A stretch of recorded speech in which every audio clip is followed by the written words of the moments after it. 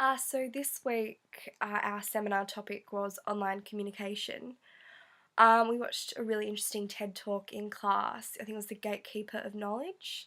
So it was really interesting to find out that everyone's internet searches these days are different. The internet uses your previous search history to cater for your future search history. So I found that, I don't know, I found it quite bizarre. So it's like any attempts these days to balance your opinions, make them more equal, they'll kind of be futile because even though I may want to do research on a really serious issue, when I use the internet, I'll receive different kind of manufactured information. So a lot of the time I use my internet kind of to search for, say, fluff pieces. So does this just mean the internet automatically assumes that this is what I want all the time?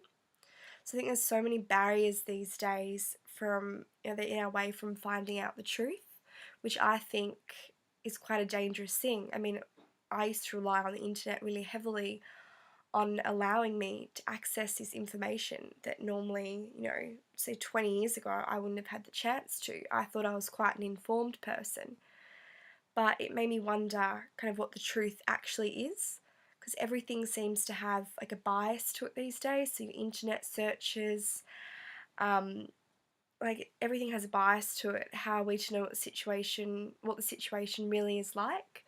So, for instance, there was World War II. Soldiers on both sides were fighting each other. Both had been told, what they were fighting for was the right reason. So they both believed in their side of the story. Who's to kind of know not what the correct kind of view of the world, but the complete truth, kind of unbiased of the world? It made me wonder, is there even such a thing? I think, and today with online communication, um, so direct communication's been replaced with just online comments. I think reading things like on a text or online, it's so difficult to read into social cues. So, for example, I might say something in, a comedic way, but because it's done via text and people can't read that I'm being sarcastic, it can be taken seriously. And, things like that can spread so rapidly in this viral world.